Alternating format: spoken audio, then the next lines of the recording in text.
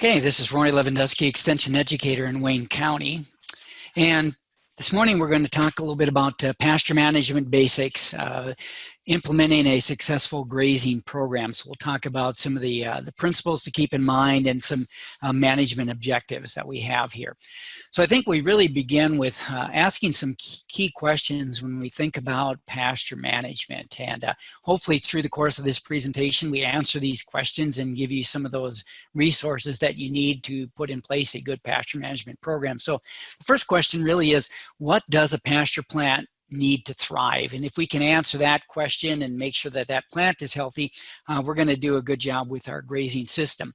The second question really is, who is the manager? So in other words, who's making those grazing decisions? And sometimes what we see is essentially the livestock are making those decisions, and those are important decisions about where to graze, when to graze, for how long to graze.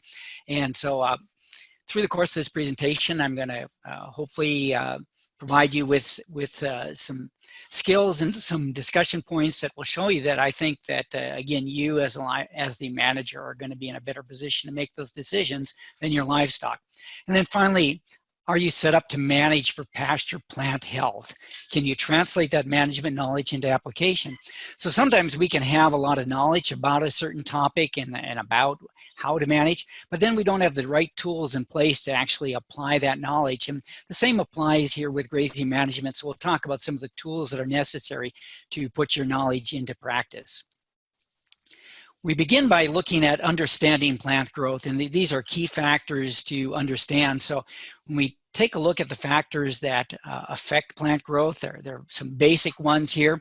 Light, obviously, is necessary for that photosynthetic process. Roots and carbohydrate reserves, especially as we talk about regenerating plant growth or coming out of a dormant season, like beginning spring growth after winter. Temperature certainly has an impact. We are primarily talking about cool season pasture plants, and so temperature definitely affects how they respond and how vigorously they grow and come back after a grazing pass. Water, obviously something that's very necessary for plants to grow. And then finally, fertility and nutrients.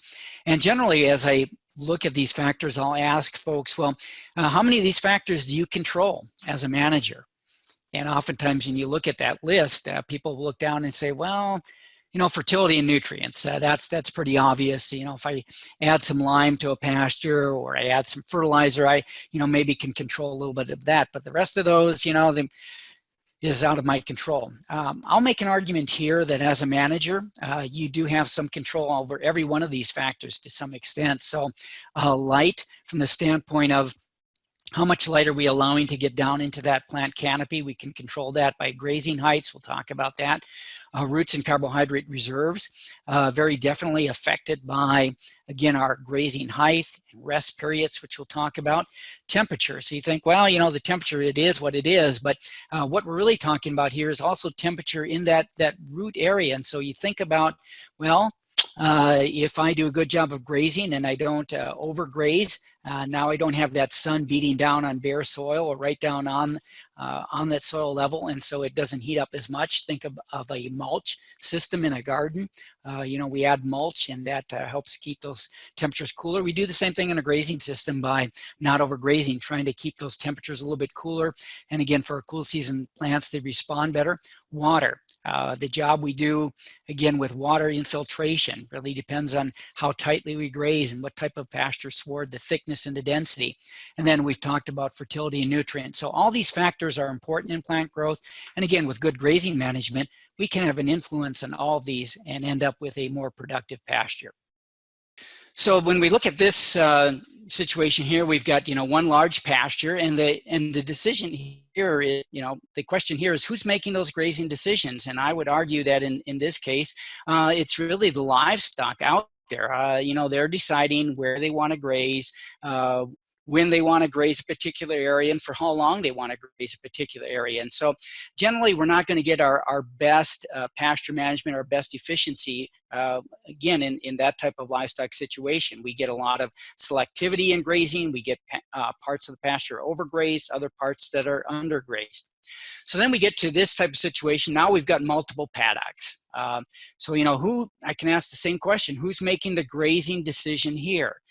And my argument would be that once we have multiple paddocks, now you have, as a manager, you have some options. You decide, you can move your livestock around. You can decide, again, where they're going to graze, for how long they're going to graze. And so you have some control, and we can get more efficiencies in grazing with this type of system. So we start using some of these tools like fencing to do a better job of grazing.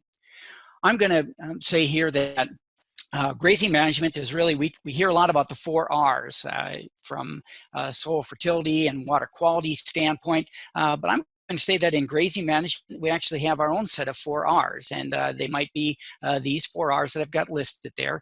So we have a right beginning grazing height. We need to remove the seed heads to keep our plants vegetative. We want to make sure we have residue leaf area, which provides for our plants to recover and to grow back faster. And then we need to provide them with that rest period before we begin to graze them again. And those are the 4 R's that we need to look at. So when we think about putting those into practice, we have to understand a little bit about grass physiology. And even though here we are in the spring of the year with our growth beginning, I think we begin with grass physiology really taking a look at fall and fall management, because there's some key things that happen in the fall of the year.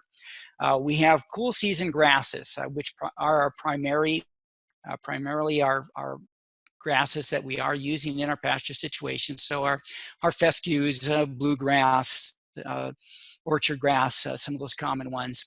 And those cool season grasses, they initiate those flower buds on the crown when they're exposed to low temperature and long nights. And of course, that's our fall situation. So we get those temperatures falling, nights are increasing. That signals the plant that they need to start initiating those flower buds. So all those seed heads and all those things that we're going to here in a few weeks really be trying to control, they actually started in the fall of the year, last fall. The other thing that's crucial to understand about fall is that's when our plants, and again, our pasture plants are perennial plants. When we talk about our things like the bluegrass, fescue, orchard grass, these are our perennial plants. So in order to survive from year to year, that fall period is really important.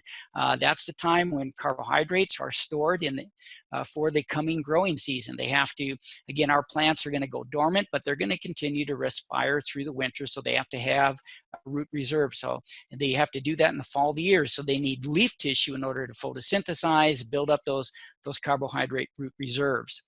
Then in the spring of the year, we get new growth that's initiated from the crown. It utilizes those carbohydrate reserves that were stored in the fall of the year. So depending on how you treated that pasture in the fall of the year, can oftentimes tell a story on how soon that grass begins to grow in the spring and how vigorous that growth is. So you take a look at this picture, and this was taken, this is a fall shot of a couple of pastures. And if you look at that, which of these situations is the grass going to respond more favorably in the spring? And I think it's pretty obvious we've got a really beat down, overgrazed situation here, while down here in the lower corner with the goats, we've got enough leaf area that has been maintained there that plant is able to build up some root reserves. And so it's going to start growth sooner in the spring. It's going to be more vigorous growth just because of the fact that it has a better carbohydrate root reserve. So pasture management, again, the reason we really want to stress it, it's like any other resource, our pastures respond to management. And if you do a good job of management, it can provide better quality pasture for your livestock, help to increase your livestock performance, and reduce hopefully some of the maybe potentially supplement expense. It can result in producing more total forage per acre. So in other words, we are going to be able to have more livestock on the same amount of acreage with a good pasture management system. It can help us to reduce stored feed. Primarily, we're talking hay from many of our livestock producers, those costs. And when you look at most livestock operations, that is a big area of expense. It's one of the major expenses in a livestock operation. So if we can reduce that expense, we can really help to increase the bottom line. And then finally, pasture management can provide us with more effective use of recycled nutrients. We're talking obviously manure here that our livestock are depositing on the pasture. And again, if we do a good job of management, and I'll show some slides later on that indicate what we can do to get better recycling of those nutrients. And finally, it can help to provide a positive economic return. Now, again, these are not set in stone.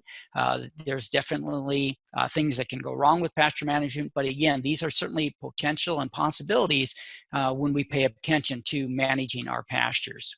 So let's begin with some of those management principles, those 4 R's. The first one is to remove seed heads. We want to keep our plants in a vegetative stage of growth.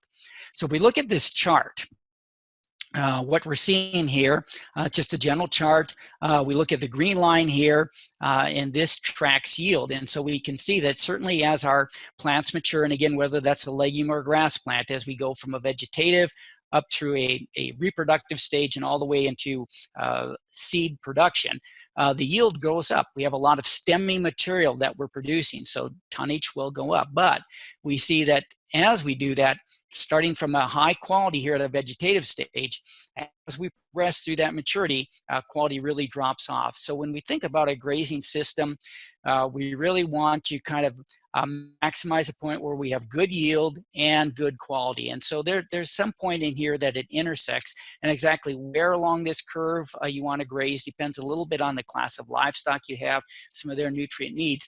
But the principle here is, again, that we really want to try to get better quality by keeping our plants more in a vegetative stage than out here at a really mature stage. And so part of that is removing those seed heads in order to keep our plants vegetative. So again, looking at grass physiology, we know that if we remove the seed head, again, by either grazing or clipping, that's going to promote the development of vegetative tillers. We do know that as a seed head is produced, as that plant shifts into reproductive growth, there are hormonal changes within that plant that signal that plant to stop producing vegetative tillers, to put the energy and resources of the plant into developing that seed head. The goal of the plant is to produce a viable seed. And so if we remove that seed head, we take some of those signals away and again, go back into vegetative growth. And then because as we've mentioned, because most of our cool season grasses do require those cool temperatures and long nights, fall period, to once again develop those reproductive tillers. After we remove our seed heads, we can get vegetative growth for the remainder of the year. So that's one of our key principles in a grazing management. Okay, our second management principle, another one of our 4 R's, is the right beginning grazing height. So we don't want to start grazing too low, and we don't want to start when that plant, again, it's too high and maybe getting too mature. So we can look at a chart here. It depends a little bit on species. And so we've got perennial ryegrass, orchard grass, tall fescue, and that E+ means that it's an endophyte infected tall fescue, which certainly is not something that's necessarily desirable, but a lot of our pastures in Ohio, we are dealing with that situation, so we recognize it. And then we have tall fescue that can be non-infected with the endophytes. We also have some varieties out there now that have a novel or friendly endophyte, so that's something we can use. And then there's our Kentucky bluegrass. And you can see that kind of where we start grazing depends a little bit on the species of the grass. So perennial ryegrass, we start a little bit lower at that 6 to 7 inches. Same thing with maybe a Kentucky bluegrass around that 6 inches. Orchard grass and non-infected or the endophyte or fescue that would have that friendly endophyte, we would start at a little bit taller stage of growth. And again, we're going to graze down to somewhere in that 3 to 4 inch height when we end. But that beginning grazing height is a key. And part of that is just because of some of these charts I've got up here. So pasture density, the height of the pasture, the density of the pasture, and the relationship of intake for our animals. So for example, if we look at this top chart up here in the upper left-hand corner, this is a chart that's looking at different densities. So we all know that we can go out into a pasture, and some of our pastures we can look down and just see nothing but really thick, dense growth. Other pastures we can look down into that pasture, and maybe we see occasionally we see some bare soil, or it doesn't look as thick. And then there's pastures that definitely need some help, that are just really thin, low density, a lot of bare soil. So this chart reflects that. But basically what we see here, so it's graphing the height of those pastures at different densities, and then our dry matter intake per bite that our grazing livestock are going to get. And we can see that with a high density pasture, somewhere around that 6 to 7 inches, we're going to get our most dry matter per bite if we have a really nice dense pasture sward. And as we get a little bit thinner and we don't have that thickness to it, we need a little more height to make up for that. So we might be in that 8 to 10 inches if we don't have a real thick pasture. Then some of these other graphs down here, if we look here in the bottom left-hand corner, we're looking again at intake versus again height. And so this is just another graph, and again shows that somewhere in about that 8 to 12 inch height, we're going to approach maximum intake per grazing bite. And then our chart over here on the lower right hand corner shows us again that again we get intake, and we're gonna maximize our intake at some point as we increase the density of our pasture sward. So that's really our goal. We want to make sure that when our animals are out grazing, that every bite they take is a nice full bite. So if we look at this, our goal with a good grazing program is to maximize animal intake, and we do that by having a nice thick pasture. So if you have ever gone out and kind of observed, for example, how cattle graze and how they eat, you'll notice that they kind of, their tongue comes out of their mouth, they like to wrap it around the grass, they pull it in, and they pull it up against their bottom teeth and clip that off. And so you can, if you look at this picture here in the bottom left hand corner, we've got beef cattle out there, and you can see there's plenty of forage there, and they're going to get a nice full mouthful with every bite they take, as compared to the picture over here in the bottom right corner where it's shorter. They're going to have to really work hard. They're not going to get a full mouthful. And why is that important? It turns out that we know with cattle, for example, that they're going to average about 55 to 65 bites per minute. And they're going to graze for somewhere to 6 to 9 hours a day. So that means they're going to take in someplace between 28,000 and maybe 32,000 bites per day. So on average, if they're taking about 60 bites a minute, and they're grazing for 8 hours a day, they're going to get about 30,000 bites in. And if they don't get a full bite, they're not going to go back and try to make up for it. They graze for that set amount of time, about that many bites per day, and that's it. They're done grazing. So if our pasture is very limited, like in this bottom right-hand corner here, their intake is going to be depressed as compared to this picture over here in the bottom left corner. So again, having enough growth out there, starting at the right growth and maintaining a thick, dense stand allows us to get more intake. We know that animal performance is directly correlated with intake. So again, management plays an important consideration here. Another management principle, residual leaf area. So another one of our 4 R's. So again, we start with some plant physiology here, and we have to recognize that all of our growth in plants as well as regrowth depends on cell division and cell expansion. And those areas where that cell growth is generated from, that cell division and expansion originates from areas that are called meristems, or sometimes we talk about meristematic tissue. And so the goal of a grazer, our goal in grazing management, is to maintain those meristems in an active growth phase. And so in order to do that, we really have to understand, well, where are they located and how does management affect that? So these are those meristematic areas, the meristem growth tissues. We have a apical meristem, or commonly known as a growing point.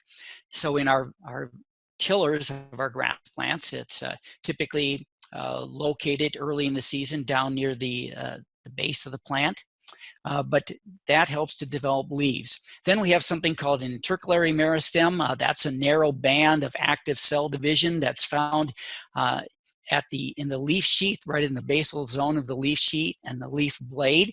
And once again, think about it, if you go out and look at your lawn after you've mowed the grass, especially if you see if your lawnmower maybe isn't really sharp and you see a jagged little edge. So where does that growth come from? If you look at it, that growth is pushing up from the base of that leaf blade. It's not from that jagged edge. That grass will get higher, but that jagged edge remains. Those are some of that intercalary meristem. Then we have basal or axillary buds, so they will develop new tillers or new growth. If we remove that apical meristem or remove the intercalary meristem, we're going to generate it from these basal or axillary buds. They're typically found on stem bases of the rhizomes and the stolons, and it does require expenditure of some of our carbohydrate reserves in order for those buds to regenerate new growth.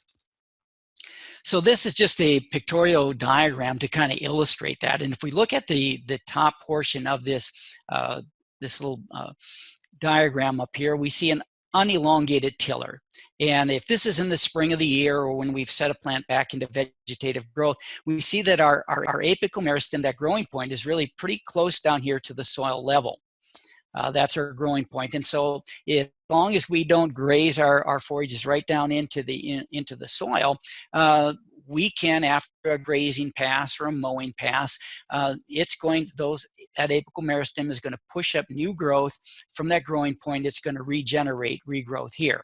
But now what happens down here below, and as we shift into the lower portion of this diagram, once we get into vegetative or reproductive growth, we find that, so when we get into our mid to late spring, we're going to find that our growing point now gets elevated up from the soil surface, near the soil surface. It gets elevated up here in the plant. And so what that means is that it's very susceptible, obviously, to getting grazed off. So we're going to lose one of those meristematic areas that we said was important. We'll lose the apical meristem. If we keep enough leaf residual area there, we can generate growth coming out from the base of the leaves, and we can shoot out new regrowth. But if we get into a situation, as is demonstrated over here, where we graze this off very tight, we don't leave very much leaf growth, then we've lost our apical meristem, and we've lost our intercalary meristems. Now our only option to regenerate regrowth is going to come from those axillary buds, and that means we're going to have to again expend some carbohydrate root reserves, which it's fine as long as we can regenerate them. But if we go to those carbohydrate reserves too often, without a chance, without this plant being able to regrow and put reserves back into its account, then at some point that plant, we can graze it right out of the system. It'll get weak and fall out of our grazing system. So we think about protecting our plant. In one way, we know we're oftentimes going to lose that apical meristem, so we want to keep leaf area out here to keep that intercalary meristem area active. So plant regrowth after harvest, we get it either from carbohydrates that are produced by the remaining leaf area. In other words, that plant is able to keep photosynthesizing, keep producing those sugars that the plant needs, or we can get it from reserves. And we have to really think about that reserves. Think about it like a checking account. You can write checks on it as long as you have sufficient reserves there. But at some point, if you don't replenish those reserves, you're going to run into problems. You're going to deplete your checking account. And the same thing can happen with our plants. We deplete those reserves, and then the plant falls out of our pasture mix and disappears.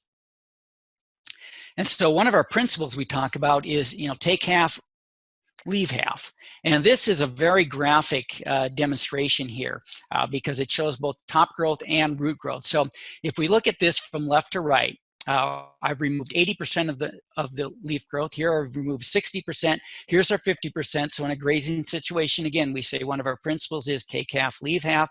And here we've removed 30%. So look at the difference here. Again, we say take half, leave half, and look at what happens with the roots. So we see what's happening obviously above ground, but look what impact that has below ground. If we do severe grazing, and we remove a lot of that plant growth, really knock it back. It really knocks the root growth back too. Now that plant's going to take a long time to recover, to regenerate root growth, to begin to again absorb nutrients, move moisture up into the plants and regenerate growth. So this plant has a long way to go to recover. As we get into the 60%, it's a better situation, but look at the difference between 10%, taking off 60% of the leaf growth versus 50%. Big difference in root mass. This plant is, almost equivalent to this plant over here. This plant is going to continue to have active growth. It's going to recover much quicker. It's got a good root volume there. So the key here is, again, not overgrazing, leaving enough residual leaf area, because we're protecting that root growth down below. And if you have to err on the side of caution, it would be better to leave more leaf area than to even overestimate and take off too much leaf area, just because of what it does to root growth, and then in the ability of that plant to recover and for us to have another grazing pass. This is a forage growth curve. It kind of illustrates that same type of principle. And what we see down here is that plants start off growth very slowly. Again, they need time to build up that leaf area. The root system's got to catch up, and we've got to start again depositing carbohydrates down into the roots and building up that balance. At some point, we get into a really healthy system, and that plant grows, that it just explodes. We get into almost exponential growth here. And then as we get into more mature plants, that growth again slows down. And as we get into seed production, we'll get some senescent and actually lose some growth. So from a grazing situation, what we ideally would like to do would to keep all of our grazing passes within this phase 2, this rapid growth phase. So again, we graze it down to this point, allow it to recover quick, graze it down, recover quick. And so if we can keep it in this phase 2, we're going to get more grazing passes per season. We're going to get more total forage growth per season than if we, always graze back hard. This is basically, a hay situation. We're up here, we cut it back down to a couple inches, and then it, recovers really slowly and finally gets into that rapid growth phase. Again, grazing, we want to keep it in this phase 2 growth. That is our goal. When we look at animal intake and pasture residual, it's really well correlated. So some work out of the Forage Systems Research Center located out in Missouri. Again, this is some older research, but found that about 80% of the variation in grazing intake is correlated with post-grazing residual. What kind of job did they do on pulling their animals out? And when forage mass dropped below a critical level, intake was restricted. We saw that with some of the earlier graphs that I showed. We have to have enough mass there so that when our animals are out grazing, that every bite they take, they get a full mouthful instead of a partial mouthful.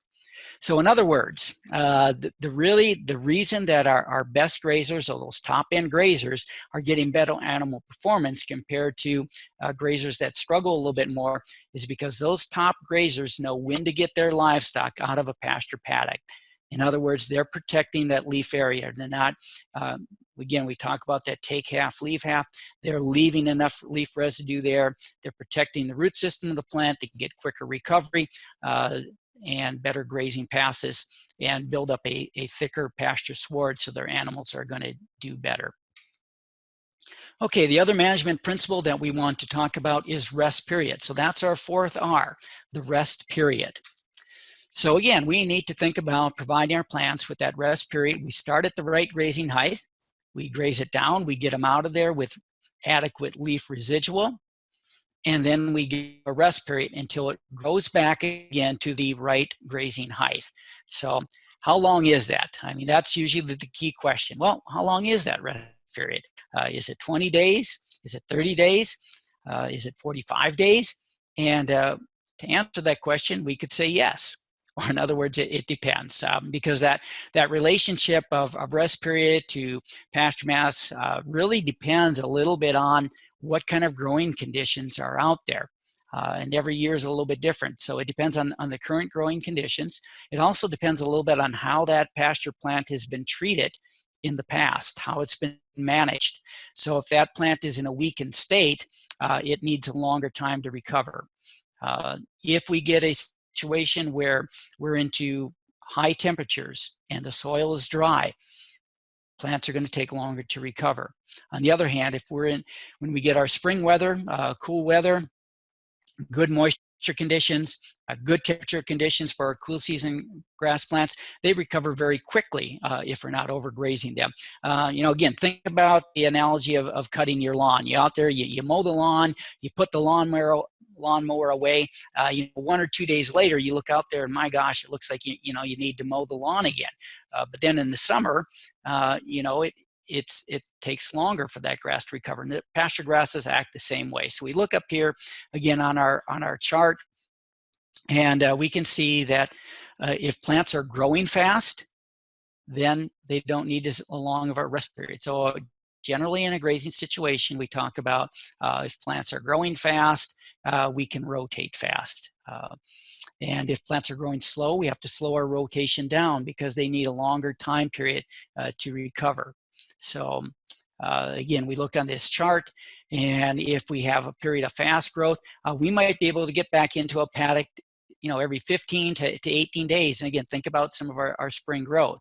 So in that case, sometimes we may not even graze down the full 50%. Maybe we're just kind of topping those plants off and moving them on. As we get into summer growth and things really slow down, we've got to make sure that we're protecting those plants and giving them enough time to recover back up to that beginning grazing height. And oftentimes the error that's made is that as plant growth slows down, instead of slowing our grazing rotation down, we end up speeding it up because we get into a pasture and there's not that much growth there. It hasn't recovered fully. We go into there, we begin to graze and say, oh, I got to get them out. I got to move them down. Well, the next paddock isn't quite ready.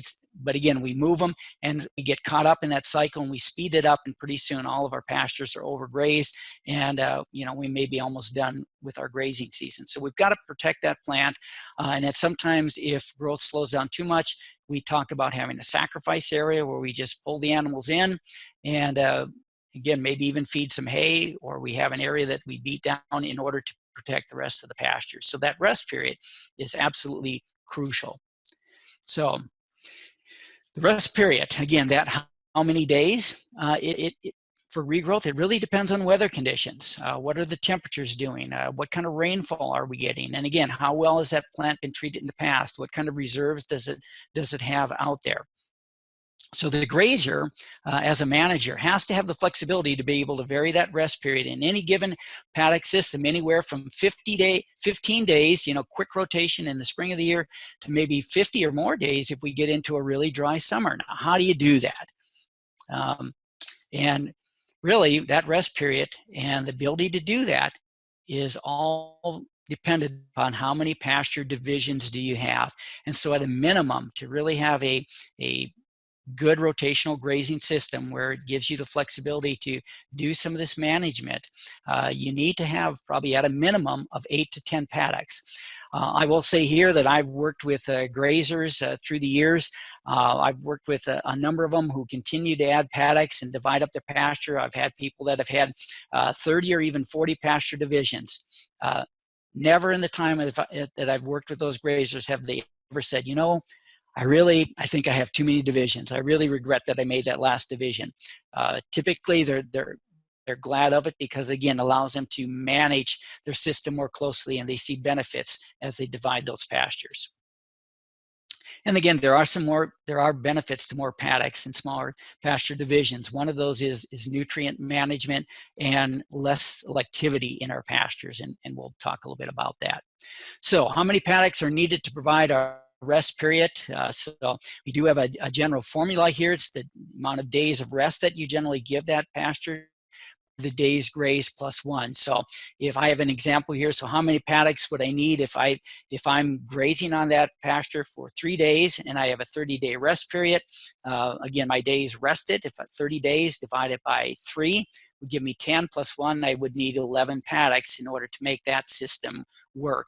Now the key here on rest and paddock divisions is that once a grass plant begins to regrow, and again, so remember, that's kind of a vulnerable period as that grass plant begins to put on new growth. We don't want our livestock coming along and clipping that plant off again because it's going to weaken it. So in the spring of the year, if we clip off a plant and we know that regrowth is going to start in 2 to 3 days, we've got to get our animals out of that paddock within that time period, or they're going to be grazing off those new plants as they start regrowth. In the summer, if it slows down and a plant doesn't really start to put much regrowth on for 5 to 7 days, we can keep our animals in a paddock longer. So those are the factors that work together, but this little formula will kind of tell you what you need. But again, generally think in terms of a minimum of 8 to 10 paddocks, and more in most grazing systems is certainly better. This is a little demonstration that was done. They dug plants out of the field. They brought them into a greenhouse. This is orchard grass. The plant here on the left was cut off at a 1-inch height, brought into the greenhouse, and then for the next 4 weeks, every week, so after 7 days, they cut it off at a 1-inch height. The plant over here on the right was cut off at a 3.5-inch height, brought into the greenhouse, given a 30-day rest period, and now has been cut off at 3.5 inches of height. And so we're going to track these plants. So this one's had continuous grazing, clipped off every week at a very low height of 1 inch. This one has been managed. It had a rest period and clipped off at 3.5 inches. We're going to look through the first 6 days of growth. So if we look at here, day 2, day 3, day 4, day 5, day 6. Look at the difference. This really illustrates the importance of rest period and grazing height. So this plant here had some severe conditions. Typical of a continuous grazing where it was clipped off very often. As soon as it began to get new growth, it would come get clipped off again. And you can see that plant just doesn't have the reserves to recover very well. It's got smaller growth, spindlier growth, whereas over here, this plant that had a good rest period and clipped off at a higher height to allow, again, for those root reserves to build up and have some of those intercalary meristems still active. You can see much more vigorous growth, taller growth. And so we're going to actually, in this type of system with a good rest period and managing for what the plant needs, we're going to be able to have a grazing system that's going to produce more total forage over the course of a grazing season. And again, we're going to give those full bites to our animals that are out there grazing, so they're going to do better with that. So that's just something, a very graphic illustration of the importance of rest period and grazing height. So typically, when we think about, well, how do I get more productive pastures? I really think the key to pasture productivity is multiplying our pastures. In other words, more pasture division. So pasture division is that key to multiplying pasture productivity. So get out there and, again, divide those pastures up. That allows you as a manager to see, well, where am I at in the grazing? What's the next pasture doing? Can I move? Do I need to protect this pasture more? Does it need more grazing? It allows you to take, again, the knowledge that you have about pasture plant growth and apply it. And then you're using, basically, your livestock become grazing tools for you. So we get more total forage production as we divide our pastures. We get less selection by livestock. It's a more even grazing pattern. So again, as we can group our livestock, heavier stocking density into a smaller pasture area, we get much less selectivity. Instead of wandering around the pasture and looking for their best plants and selectively grazing, when you have them in a bigger group, typically, it's almost like there's more of a competitive attitude among our livestock, and they just put their heads down and start grazing, and we get less selection. So you get your pastures look a lot more even. And again, we can also get better nutrient distribution, which is an important aspect as we look at efficiency and best use of nutrients. It does give us more management options if we get more pasture division. So if I know what I need to do, but I've only got 2 or 3 pasture divisions, I just don't have the options to apply my grazing knowledge. I'm not going to be able to move my animals at the right time. I'm not going to be able to avoid overgrazing some of those pastures. I'm not going to be able to avoid not providing an adequate rest period.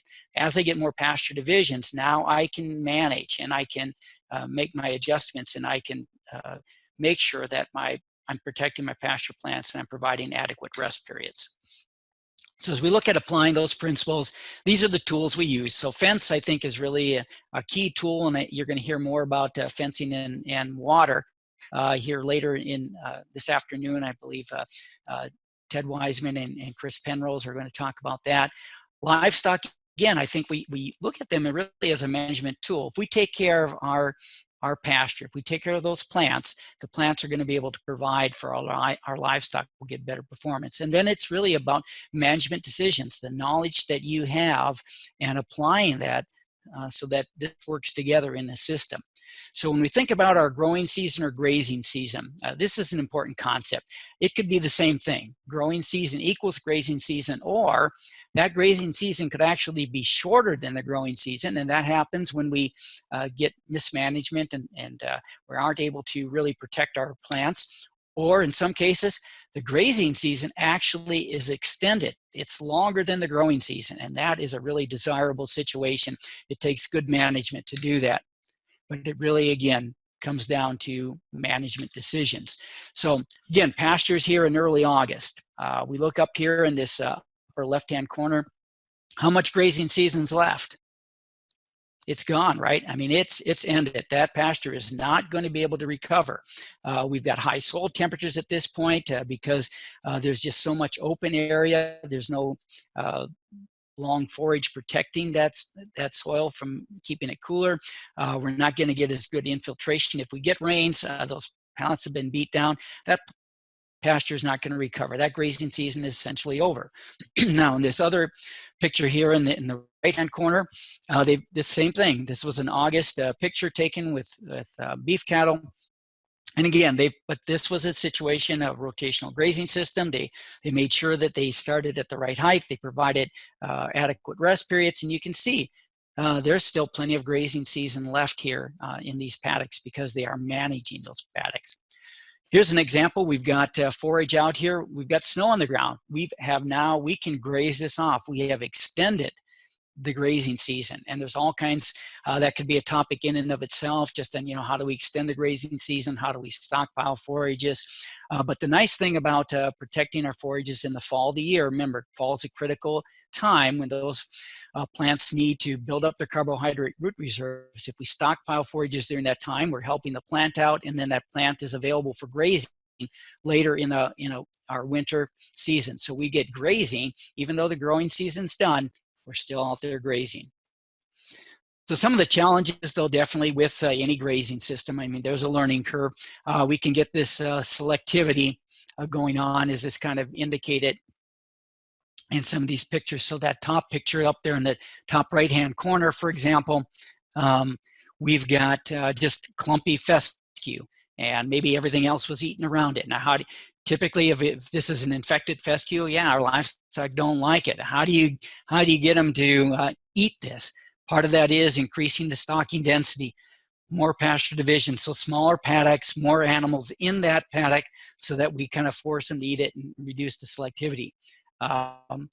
We can get weed growth coming in. We've got to think about weeds. Weeds are not desirable. They're taking up the space that we could have a desirable plant. So, but oftentimes weeds come in because we haven't managed things correctly. We've overgrazed. We've opened up our pasture. The desirable plants are falling out, and so something fills in, and it's typically a weed and maybe not desirable. So we've got to think about weed control and weed management.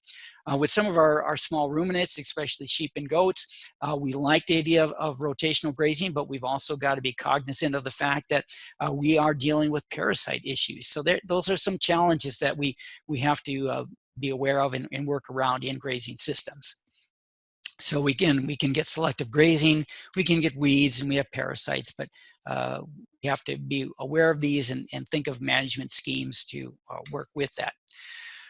Here's a slide showing a little bit about nutrient management and manure distribution. Again, this was work done at the Grazing Center in Missouri. Again, this is a little bit dated research now, was done back when Jim Garish was out there at the Missouri Forage Grazing Research Center.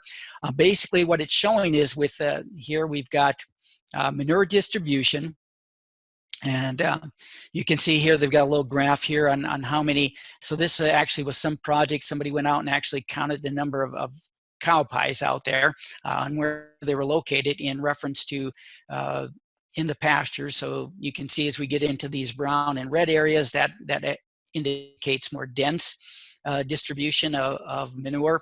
As we get out here, then very sparse manure. And so you can see we've got a tree here that, those we talked about them being manure magnets. So as animals congregate under there, we get manure deposited there. Or if there's a water source here, that would be another place that we get manure distribution. But this is again with just with 3 different pasture paddocks. As we go to 12 paddocks, you see the situation getting a little bit better. We get a little bit better manure distribution. So we've got some of these areas with more concentrated manure now being spread out a little more evenly across the pastures. And as we get into a 24 paddock system, you can see we've got really pretty even manure distribution. And so from a nutrient standpoint, that would really be something that would be desirable. But it only comes about when we get enough pasture divisions that, again, that we're grouping those animals up. So temporarily really increasing that stocking density and then moving them on. So in addition to helping us to improve our pasture productivity, we get better nutrient distribution. And again, it feeds into, it's a system that all works together. So once again, pasture management is the key. And the question again, can you make better management decisions than your livestock? And hopefully you answered that in the affirmative. I think, again, with this knowledge, most people should be able to make better management decisions in their livestock. And again, it's a matter of, where are you grazing, for how long are you grazing, when are you grazing. So the attributes you need for that, again, willing to observe. You have to be out there watching your pastures. What are they doing? How are they recovering? What are your animals doing? Are you willing to measure? So we talk a lot about measurement and all kinds of things. And typically the saying is, it's really hard to manage if you're not measuring. So we've got to be able to measure what kind of pasture growth are we getting to be able to make good management decisions. And then are you willing to change, willing to learn and change? So rotational grazing management does require kind of a mindset change. You're really managing, again, for the health of the plant and your livestock benefit as a result. So those potential results, again, should be able to get more forage growth, better livestock performance, and increased profitability. So in summary, we want to follow those 4 R's of grazing management. And again, those 4 R's: remove our seed heads in the spring of the year, keep things vegetative.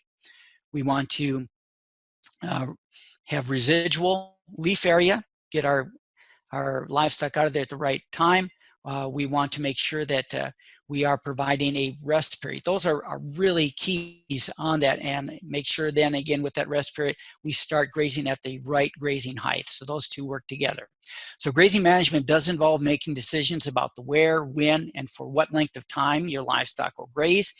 Good grazing management should always be working towards extending the grazing season. Again, increasing our bottom line, reducing those stored feed costs. And good management will allow you to meet the nutritional needs of your livestock on pasture, because if we are grazing a more nutritional forage at a better quality, we're going to be able to meet some of those livestock needs better with less supplementation.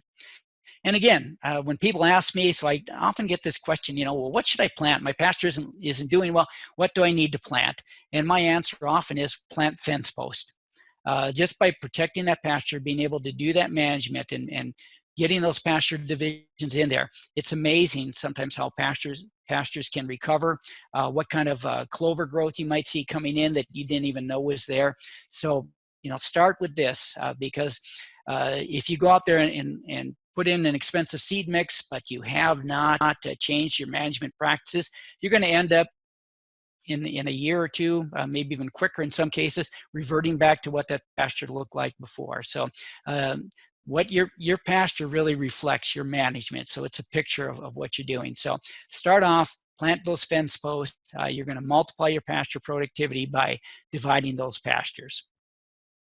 Okay, do we have any questions that have come in? Hopefully this was of some use to folks out there. And again, just keep those 4 R's in mind and manage your pastures. And like any other resource, it's going to respond to your management.